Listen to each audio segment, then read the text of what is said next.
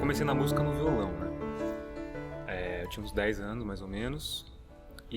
Mas era uma coisa mais de brincadeira. Andava de skate, tocava violão com os amigos, assim. E não tinha um compromisso com a música, de estudar, né? Essa ideia de estudo, de desenvolver e tal, nada disso. Nem tocava todo dia e tal. E o piano sempre esteve em casa. E eu não quis tocar. Minha avó sugeriu de eu tocar quando eu era criança e eu não quis, assim.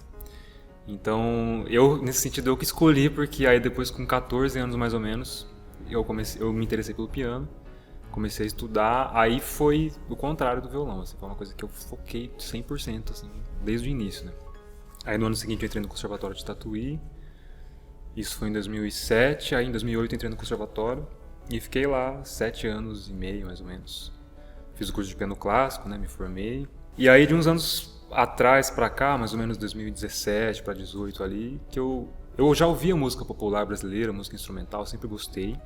Eu improvisava assim meio free, assim, não tinha nenhum estudo para improvisar, assim, não conseguia improvisar em cima de uma harmonia específica, não tinha esse estudo da improvisação, mas eu fazia os meus free ali sozinho, né? Então eu fui desenvolvendo isso meio aos poucos, né?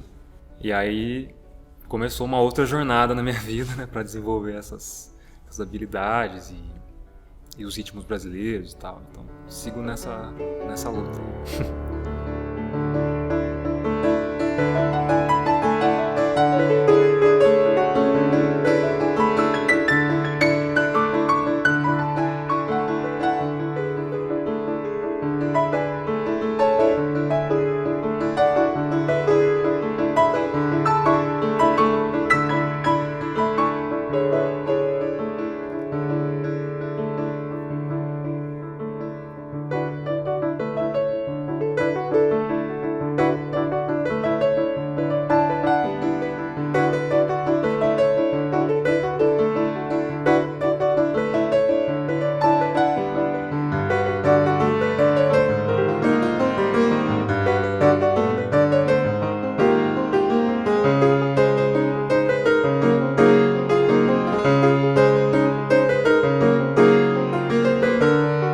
A composição ela entrou assim meio que junto com essa coisa da improvisação, mas como era uma coisa muito sem compromisso, assim, não era uma coisa que eu tinha essa noção de desenvolver naquele momento, assim, a composição acabava sendo assim também. Eu sentava lá, saía tocando, e aí surgiam ideias que eu gostava, assim, e aí eu parava e anotava aquilo, ou gravava e tal, e ia fazendo assim, de uma maneira muito sem nenhum compromisso, assim, né? E aí, conforme eu comecei a estudar mais, assim, esse universo da improvisação, né? Naturalmente, os recursos que a gente precisa para compor, eles começaram a surgir também. Porque para improvisar e compor, nesse sentido, acabam sendo as mesmas coisas que a gente vai estudar, né, de certa forma. Então aí a composição passou a ser uma coisa mais assim, deliberada, né?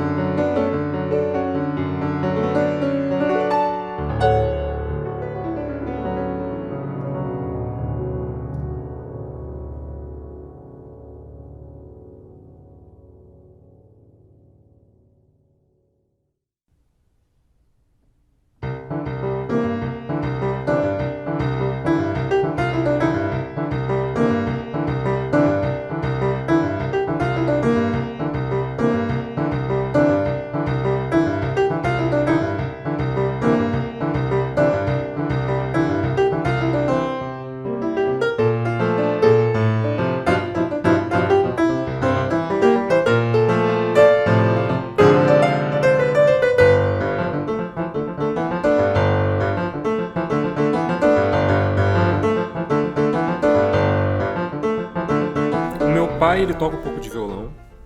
Ele que me apresentou assim a música instrumental, né?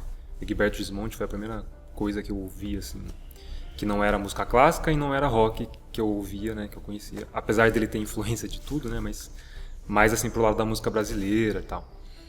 E isso foi logo que eu comecei a estudar piano, né, que eu comecei a ouvir isso. E a minha avó, ela me ensinou a ler partitura, assim, né, tem esse contato com o piano. Tem uma coisa da troca, assim, né, justamente essa questão do palco, né. Eu tive já experiências assim assistindo ídolos, e falei do Egberto Gismonti, mas tantas outras pessoas assim, que a música ao vivo ela tem um poder diferente, né?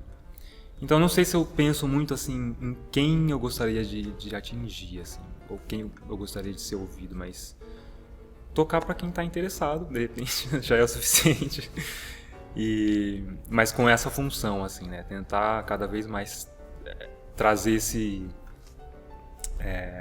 poder que a música tem, né? Servir a isso, né, também, claro, humildemente.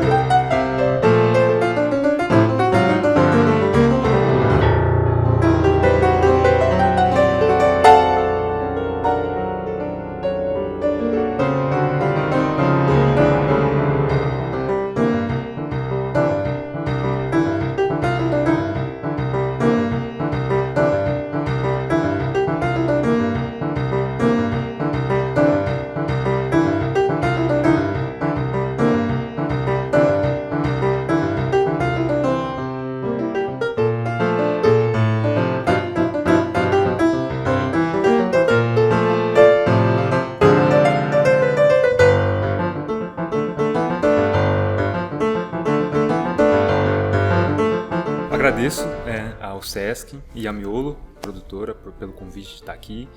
O Sesc tem todos os amigos que eu tenho de outras cidades, quando eu vou para algum lugar, todo mundo fala, pô, na sua cidade tem um Sesc, né? É legal o Sesc de Piracicaba e tal. Então, é um privilégio que a gente tem aqui, né?